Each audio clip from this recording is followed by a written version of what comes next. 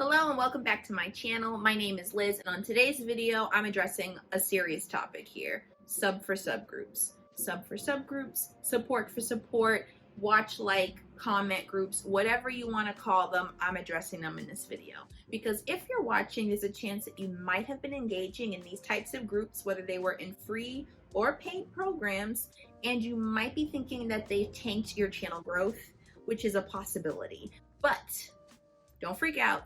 I'm going to give you some tips on how you can help correct the ship and get your channel back to where it needs to be. All right, the first step to course correction is number one, getting out of those groups. Stop leaving your link, stop directing those folks to your videos. From now on, you need to be only engaging in organic traffic directly from YouTube. You do not want to touch these groups any longer. Stop it right this instant. And after you've stopped, you want to make sure that you're on a consistent upload schedule. Whatever consistency means for you, whether that's weekly videos or bi-weekly videos. If you're doing any less than that, then chances are it's going to take you a hell of a lot longer to course correct. Now, while you're uploading, you want to make sure that every single time you are uploading, you are also implementing a keyword research strategy. You really want to take this time to let YouTube know directly where you want to be placed. If you continue to post videos, but you don't utilize any keyword research strategy, then you're going to continue to float in the ether sphere of YouTube, and it's not going to help you course correct any faster. So make sure that you start using a keyword research strategy in your video titles ASAP.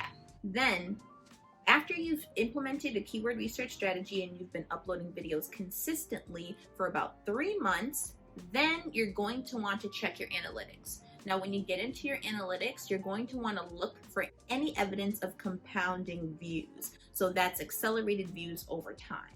And it doesn't matter how small the momentum is. You're just looking for proof of momentum at this point to make sure that your channel is working appropriately as it should.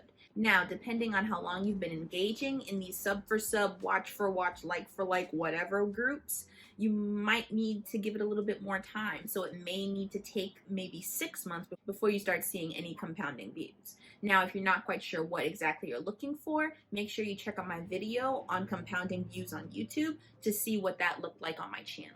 At this point, it's really almost like your channel is starting over. So you really need to rehab it. You want to make sure that you're putting out the best content you possibly can, making sure that you're upgrading your thumbnails if need be. I use Canva. It's great. There's a link in the description box below.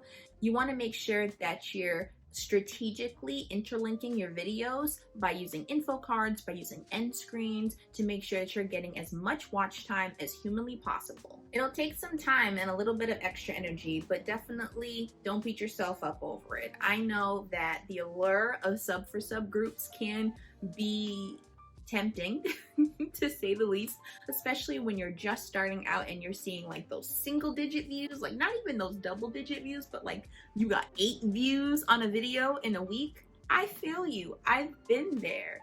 It definitely can be disheartening at times, and it's tempting to see that support. You're hoping that with a few extra views, maybe it'll help boost you up in the eyes of the algorithm and it'll promote your videos more. You're hoping that you can eke out a few more minutes to add up to those watch time hours.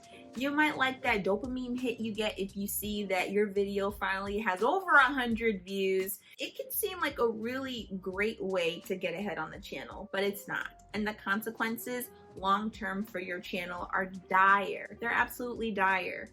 So please stop. Don't do it. This support is just not sustainable. Not only does it hinder you from actually reaching your real audience organically, but it also messes with your data. Seriously, it messes with your total channel views, and then what happens is you have hundreds of thousands of views on your YouTube channel, but like 10 subscribers, so that's a dead giveaway right there. On top of that, it messes with your watch time, because at the end of the day, the folks in this group are not going to watch your videos all the way straight through. They're just not. They're not going to do that for you or the 100 other people that they promise that they do it for either. And therefore, your watch time is not going to accurately reflect the work and the time and the effort that you've put into your content. The people who watch videos in this group are not loyal supporters. They're not going to wait to see when your next video was uploaded so that they can then sit there and watch it. They're not going to actively engage with your content on an ongoing long-term basis. And to top it all off, they'll most likely just unsubscribe later on. If you have to go through the effort of telling people to screenshot proof that they've subscribed to your channel, there's something wrong. There's something inherently flawed with the system. Just back away slowly. Not to mention, none of these people are going to buy from you. So if you're using your YouTube channel to promote a service or a business of any kind, then this is really just not the way to go. Not to mention how weird it must look for the people who do actually happen to find you organically and see your subscriber count fluctuating up and down on a consistent basis. It looks strange. And then if you just start hiding your subscriber count, that also looks strange. So either way, it's just not a good outcome. Now, I am a firm believer in the importance of getting support as you grow your YouTube channel, but you have to be linked up to the right community. I must say this in like 1,000 of my videos. Well, I don't have 1,000 videos uploaded, but most of my videos, I talk about the importance of being in the right community. And the right community supports you in the right way that's healthy for your channel. And that's not done through creating illegitimate watch time. That's not good support. Good support is helping you when you're struggling with brainstorming content ideas.